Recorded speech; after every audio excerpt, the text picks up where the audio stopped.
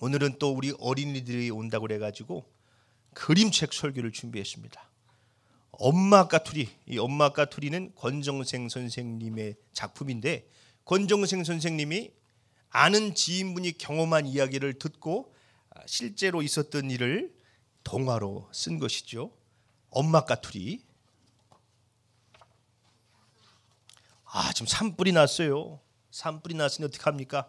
산짐승들 다 도망가고 새들 울부짖고 꽃이고 나무고 다 타는 거예요. 산골짜기 다복솔 나무 아래로 엄마 까투리 한 마리가 있었습니다. 엄마 까투리한테는 갓 태어난 꿩 병아리가 9마리 삐삐삐 울면서 엄마를 따라다니고 있습니다. 엄마 까투리는 깍깍깍 새끼들을 부르며 불길을 피해서 호둥지둥 쫓겨다니고 있지요. 깍깍깍 살려주세요, 살려주세요. 병아리들은 삐삐삐 삐삐삐 엄마 엄마. 하지만 바람은 점점 거세지면서 불길이 자꾸 가까워지는 거예요. 엄마 까투리는 이쪽으로도 가봤더니 이쪽도 불길에 막혀 있고, 저쪽으로 가봤더니 저쪽도 불길에 막혀 있고, 갑자기 불길이 엄마 까투리를 덮친 거예요. 엄마 까투리는 저도 모르게 그만 푸드득 날아올랐습니다. 저만치 날아가다 엄마 까투리의 가슴이 철렁 내려앉는 거예요. 새끼들을 두고 온 겁니다. 엄마 까투리는 황급히 몸을 돌렸죠. 얘들아 얘들아, 병아리들이 삐삐삐삐 엄마를 찾고 있어요. 엄마 까투리가 돌아오자 흩어졌던 병아리들이 재빨리 엄마한테 모여들었습니다. 하지만 다시 불길이 엄마 까투리를 덮치자 이 푸드득 날아올라 또 다시 내려오고, 또 날아올랐다가 또 다시 내려오고, 몇 번이나 그랬지만 아무래도 새끼들을 두고 달아나질 못하는 거죠. 엄마 까투리는 새끼들을 모아놓고 한 군데 자리에 앉았어요. 두 날개를 펼치고는 얘들아 얘들아, 얼른 엄마 날개 밑으로 들어오라고. 새끼들은 얼른 엄마 날개 밑으로 숨었습니다. 엄마 까투리는 두 날개 안에 새끼들을 꼭 보듬어 안았죠. 행여나 불길이 새끼들한테 덮칠까 봐 꼭꼭 보듬어 안았습니다. 사나운 불길이 엄마 까투리를 휩쌌습니다. 엄마 까투리는 그래도 꼼짝 않고, 뜨거워서 달아나고 싶어도 꼼짝 않고, 불길이 기어코 엄마 몸에 붙었습니다. 머리와 등과 날개가 한꺼번에 타기 시작했어요.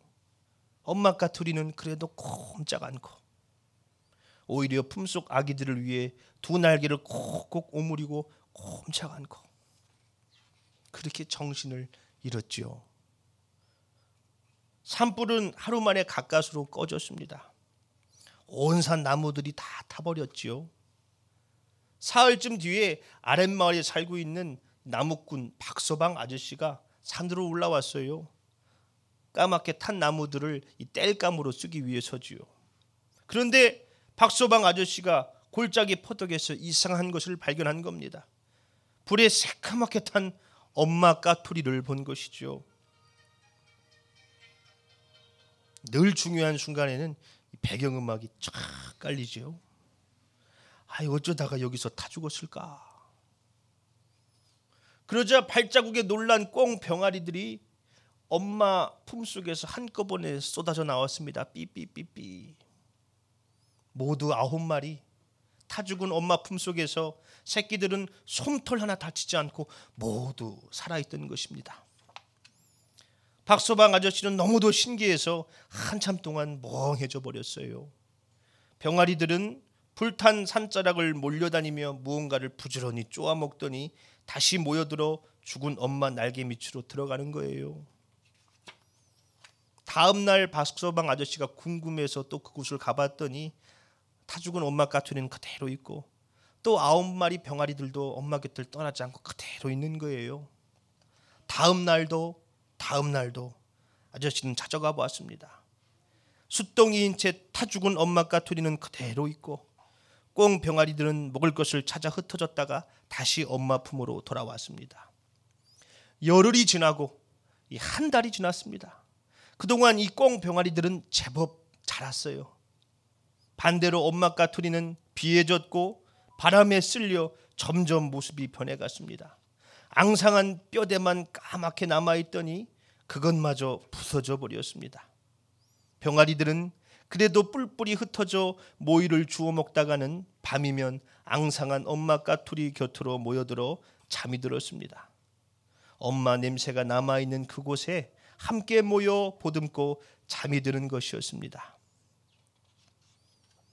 그렇게 엄마 까투리는 온몸이 바스라져 주저앉을 때까지 새끼들을 지켜주고 있었습니다. 이거를 실제로 누가 보고 권정생 선생님에게 이야기를 해준 거예요. 야, 이걸 내가 동화로 써야겠구나. 참 먹먹한 이야기입니다. 새들은 산불에 타 죽을 일이 없어요. 왜 그렇습니까? 날아가 버리면 되지 않습니까? 그런데 엄마 까투리는 새카맣게 타 죽었습니다. 날개가 있지만, 뜨거운 불을 피해 날아가 버릴 수 있지만 병아리들을 두고 갈 수가 없어요. 차라리 내가 타 죽지. 결국 새끼들을 자기의 날개에 꼭 품고 꼼짝 않고 자기 생명을 다해 새끼들을 지켜냈습니다. 하나님의 아들 예수님이 십자가에 달려 죽으셨습니다. 그분이 힘이 없어서, 능력이 없어서 십자가에 달리신 건가요? 아니지요. 그분은 죽은 자도 살려내시고 눈먼 자도 눈뜨게 하시고 못 걷는 자도 걷게 하시는 하나님의 아들입니다. 주님은 우리를 구원하기 위해 십자가를 지신 거지요. 히브리서 9장 27절 말씀입니다. 한 번 죽는 것은 사람에게 정해진 것이요 그 후에는 심판이 있으리니. 성경은 죄값은 사망이라 말씀합니다. 죄값을 치러야 된다는 거예요. 한 번 죽었으면은 그 이후에 심판이 있어. 로마서 3장 23절이죠. 모든 사람이 죄를 범하였음에 하나님의 영광에 이르지 못하더니. 그렇죠.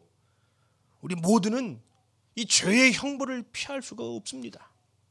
그런데 주님은 차마 우리가 그 죄의 형벌을 받게 하실 수가 없는 거예요. 그 죄악 속에서 죽어가는 우리를 그냥 두고 볼 수가 없는 겁니다. 차라리 내가 그 형벌을 받지.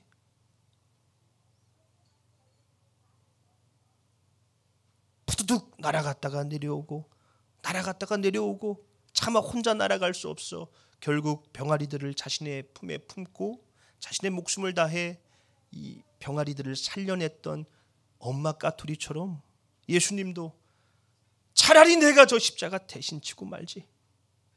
하늘 보자 다 버리시고 이 땅에 내려오셔서 우리의 모든 죄의 짐을 대신 다 지시고 십자가에서 우리를 구원하신 것이지요. 우리 대신 죽으신 것이지요. 오늘 본문 말씀이죠. 그가 찔림은 우리의 허물 때문이요 그가 상함은 우리의 죄악 때문이라. 그가 징계를 받음으로 우리는 평화를 누리고 그가 채찍에 맞음으로 우리는 나음을 받았도다. 우리는 다 양 같아서 그릇 행하여 각기 제 길로 갔거늘 여호와께서는 우리 모두의 죄악을 그에게 담당시키셨도다. 예수님이 십자가에서 돌아가시기 직전에 다 이루었다 그렇게 말씀하세요. 이 테텔레스타이, 값을 다 치렀다 이 뜻입니다. 그 십자가에서 물과 피를 다 쏟으시고 값을 다 치렀다. 죄값을 다 치렀다. 그래서 예수님을 믿는 우리에게는 더 이상 정죄함이 없는 것이죠. 9마리의 꿩 병아리들이 이곳저곳 다니다가 이 밤이 되면은 이 새카만 거죽만 남은 어머니의 품속으로 들어와서 잠을 자지요. 그 어머니의 흔적을 늘 지켜요. 그런데 생각해 보면은 그 어머니의 흔적이 그 꿩 병아리들을 건강하게 키워낸 것 같아요. 그 사랑의 흔적이. 십자가가 무엇입니까? 예수님의 사랑의 흔적이지요. 우리를 위해서 나무에 달려 못 박히시고 물과 피를 다 쏟으셔서 우리를 구원하신 흔적이지요. 우리는 그 십자가를 바라보며 예수님이 나를 저렇게 사랑하셨구나. 예수님이 나를 저기서 구원하셨구나. 그 은혜를 기억하며 살아야 할 것입니다. 그 구원의 감격으로 살아야 할 것입니다. 십자가를 바라보며 받은 사랑을 기억하고 그 사랑을 내 삶으로 증거하며 그 사랑으로 사랑하며 살아가야 하는 것이죠. 말씀을 맺겠습니다. 하나님의 아들 예수님이 십자가에 달려 죽으셨습니다. 그분이 힘이 없어서 능력이 없어서가 아니죠. 우리를 죄에서 구원하시기 위해서입니다. 십자가는 그래서 예수님의 사랑의 흔적이지요.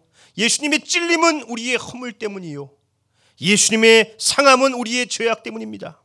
예수님이 징계를 받음으로써 우리는 평화를 누리게 됐고 그분이 채찍에 맞음으로 우리는 비로소 나음을 얻게 됐습니다.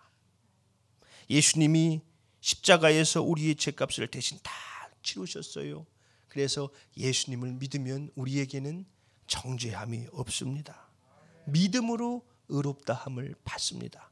우리 행복한 교회 성도님들 모두 그 예수님을 믿음으로 의롭다함을 받아 하나님의 자녀가 되어서 늘 그 십자가 앞으로 나아가 그 받은 은혜를 기억하며 구원의 감격을 누리시며 예수님의 사랑으로 서로 사랑하고 그 사랑을 전하며 살아가시는 참 복음의 사람들이 되시기를 예수님의 이름으로 축원합니다. 아멘.